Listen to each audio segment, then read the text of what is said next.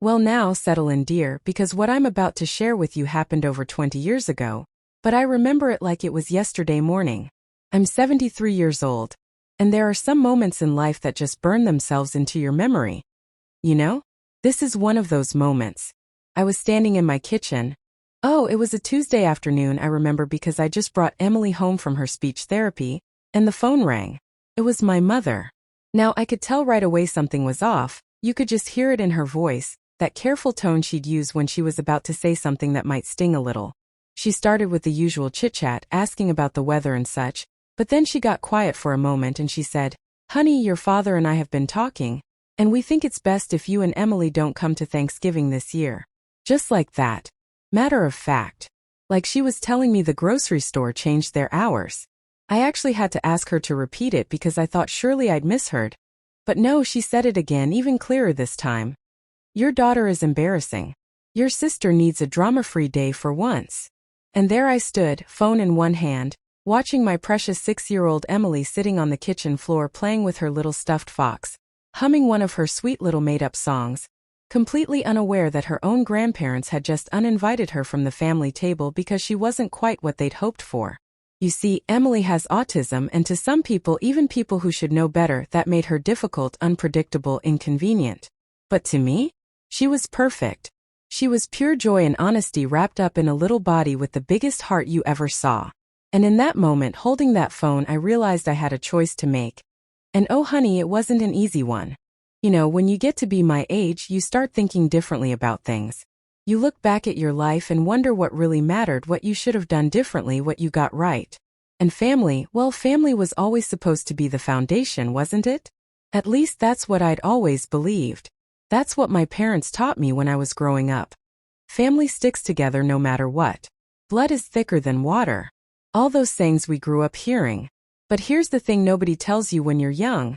Sometimes the people who taught you those lessons are the first ones to forget them when things get inconvenient. My husband David had passed away 3 years before all this happened, and it was just me and Emily trying to navigate this world together. Just the two of us in our little house. And I was tired, dear. I was so bone-tired some days. Tired of fighting with the school district to get Emily the services she needed. Tired of the stares at the grocery store when she'd get overwhelmed and have a meltdown in the cereal aisle. Tired of people whispering behind their hands like I couldn't see them. Tired of defending my beautiful girl to people who'd already made up their minds that she was somehow less than because her brain worked differently than theirs. I really truly thought that my parents would be different. That they'd be my safe place. My support system. The people who'd love Emily unconditionally and help me carry this weight. But instead, they saw her as a problem that needed managing. An embarrassment that needed hiding. And that made me question everything, you know? Made me wonder if maybe I was the one who was wrong. Maybe I was too protective, too defensive, too unwilling to see that Emily really was difficult sometimes. The doubt crept in like cold water, making me second-guess every decision I'd made as a mother, every time I'd stood up for her, every therapy appointment, every accommodation I'd fought for. And I felt so small in that moment. So alone. Like maybe everyone else could see something I was too stubborn or too blind to admit. But here's what makes this hurt even worse, sweetheart. I've been so hopeful about this Thanksgiving. So genuinely excited. You see, Emily had been doing wonderfully lately.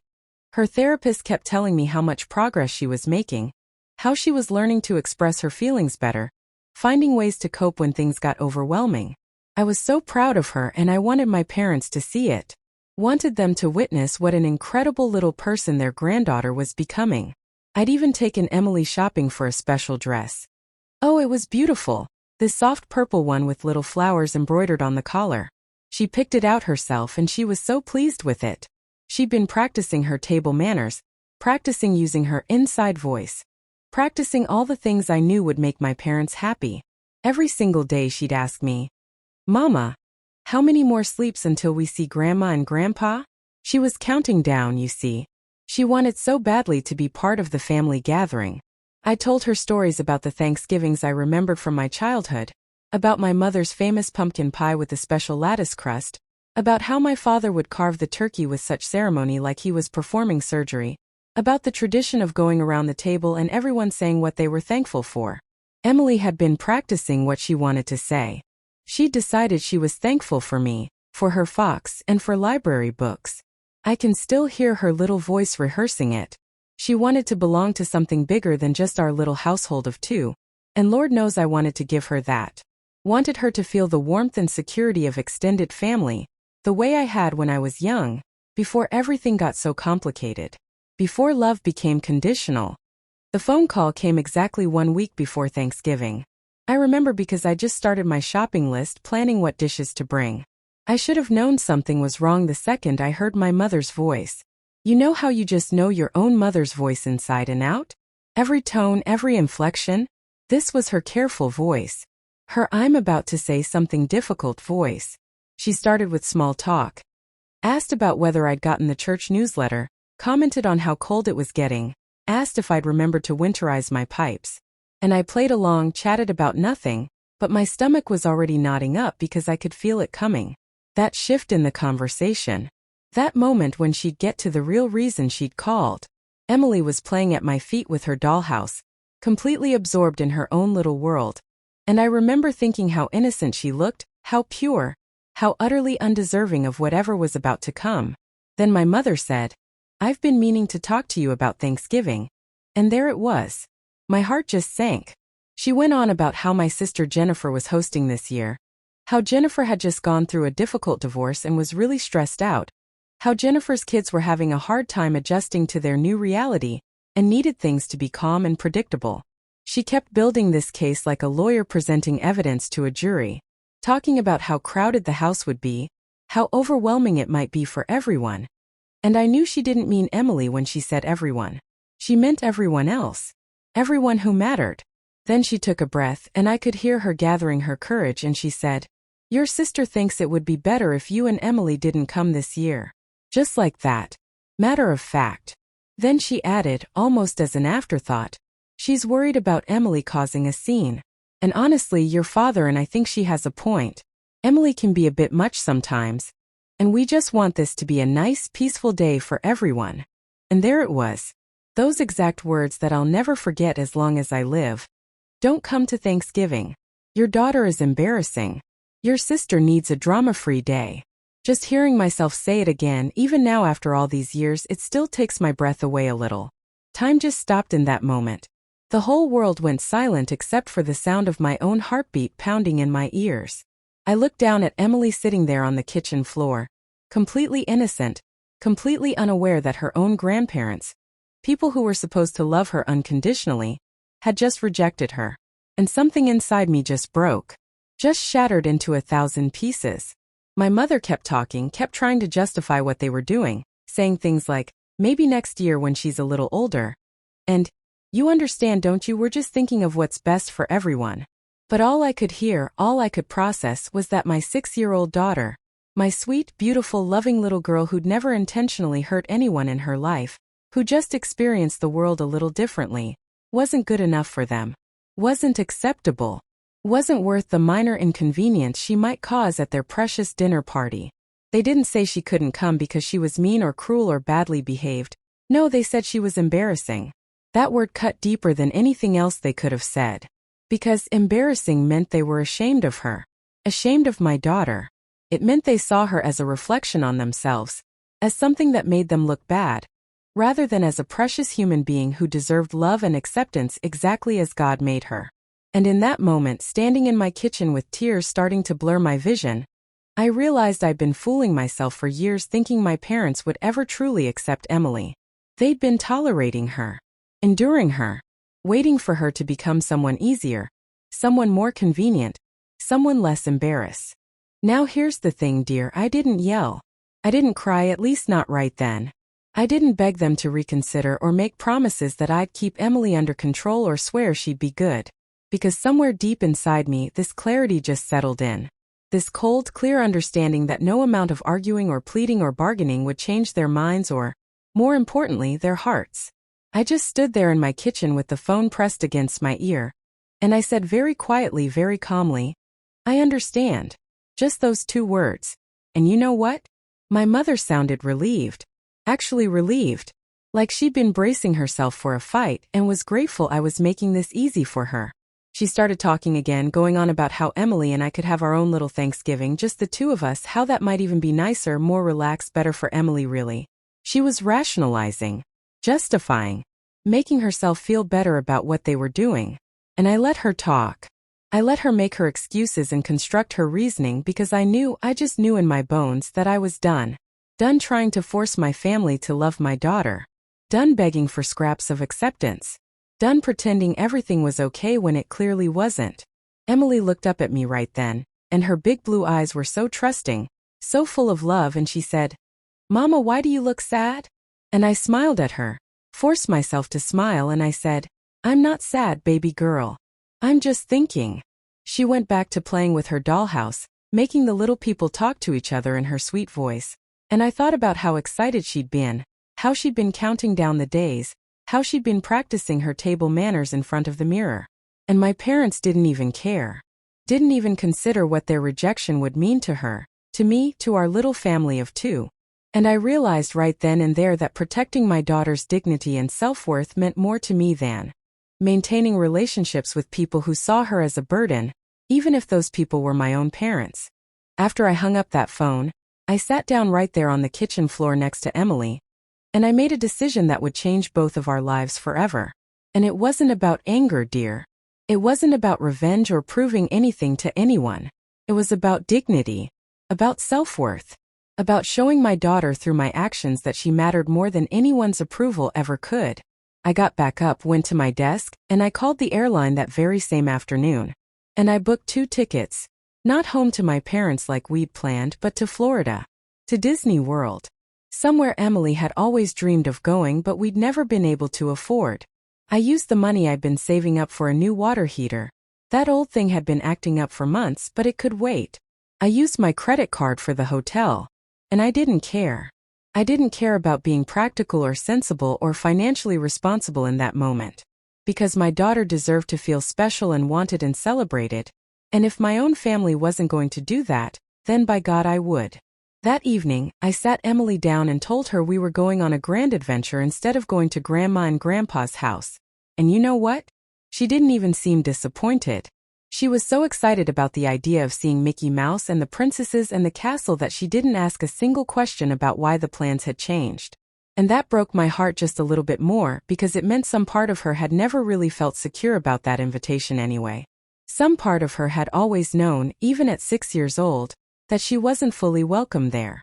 I didn't tell my parents about the trip. Didn't tell anyone.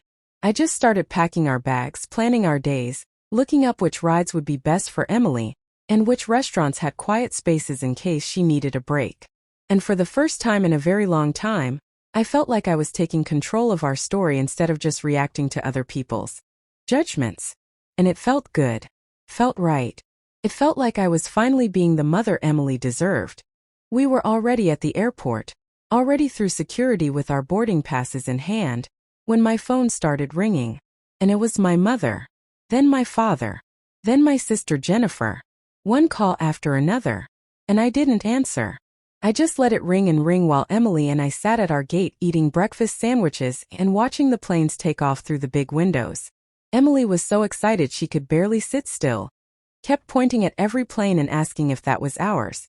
The voicemails started piling up, and I listened to them later that evening, after we'd landed in Florida, after we'd checked into our hotel, after Emily had fallen asleep clutching the new Mickey Mouse plush she'd gotten at the airport gift shop. And oh, those messages were something else. My mother's voice demanding to know where we were. Saying they'd stopped by my house and we weren't there. Saying she was worried. Then my sister's message. Angry at first. Asking why I was being so dramatic, saying I was overreacting. That they were just trying to make things easier for everyone. Then my father's voice, gruff and uncomfortable, saying we needed to talk about this like adults, that I was being childish. But the message that really got to me was my mother's final one. Left late Thanksgiving night. Her voice was different, smaller somehow, uncertain. She said, "People kept asking where you and Emily were today, asking about my granddaughter, and I had to tell them you weren't coming, and everyone looked at me like, well, like I'd done something wrong. And maybe I did. I don't know.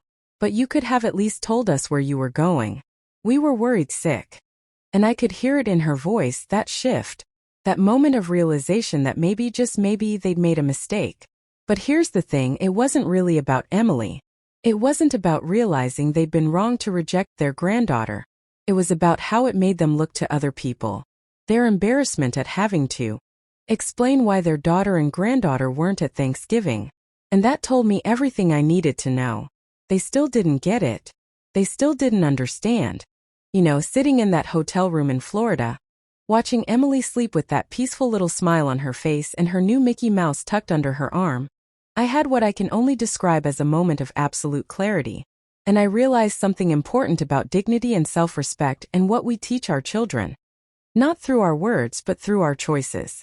For years I'd been trying to earn my parents' acceptance, trying to prove that Emily was worthy of their love, trying to make myself smaller and Emily quieter and both of us more convenient, more acceptable, more palatable for people who should have loved us unconditionally from the very start. And all that had done, all those years of trying and hoping and bending, was teach Emily that she needed to change to be loved, that she was somehow wrong the way she was, that she needed to be less herself to deserve a place at the table.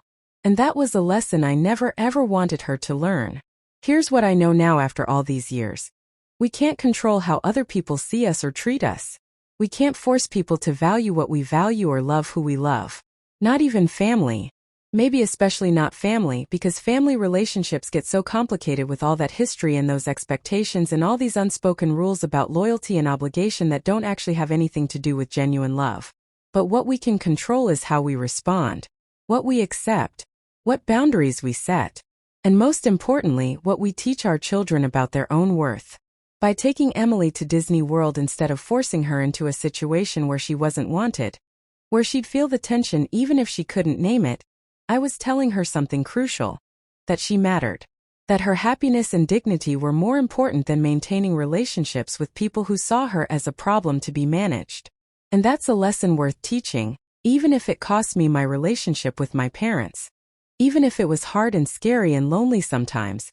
Those 5 days in Florida, watching Emily's face light up during the parade, holding her hand on the teacup ride, seeing her giggle when she met Cinderella, hearing her squeal with delight at the fireworks. Those were the best Thanksgiving memories I could have ever asked for. Better than any awkward dinner where we weren't really wanted. Better than sitting at a table where I'd spend the whole time anxious and apologetic, trying to manage everyone else's comfort at the expense of my daughter's dignity. And I have no regrets about that choice. Not even one. Well, now, I'm 73 years old today and Emily's 28, and she's living her own beautiful life. She has her own apartment with support services, has a job she absolutely loves at an independent bookstore downtown, has friends and hobbies and a life full of meaning and purpose. And when people ask me, and they do ask, what the best decision I ever made as a parent was, I tell them about that Thanksgiving. About choosing my daughter over my parents' approval. About getting on that plane and showing her through my actions, not just my words, that she was worth more than anyone's conditional acceptance. Now, I won't lie to you. My relationship with my parents never fully recovered. We were cordial until they passed, we'd exchange Christmas cards and brief phone calls, but there was always that distance. That wound that never quite healed. And sometimes people tell me that's sad. That I should have forgiven them or worked harder to bridge that gap, or found some way to make peace. But you know what? I don't think it's sad at all. Because that choice, that moment when I said no to their rejection and yes to my daughter's worth, that was the moment I became the mother I was meant to be. That was the moment I stopped living for other people's approval, and started living for what was right. And I wouldn't trade that for anything in this world. So if you're watching this today and you've ever felt invisible, ever felt like you had to make yourself smaller to fit into someone else's idea of acceptable, ever felt like you weren't quite good enough just as you are, I want you to hear this from an old grandmother who's learned a thing or two. You are enough. You are worthy. You are deserving of love and respect and dignity exactly as you are right now. And sometimes protecting that truth means walking away from people who can't see it, even if those people are family.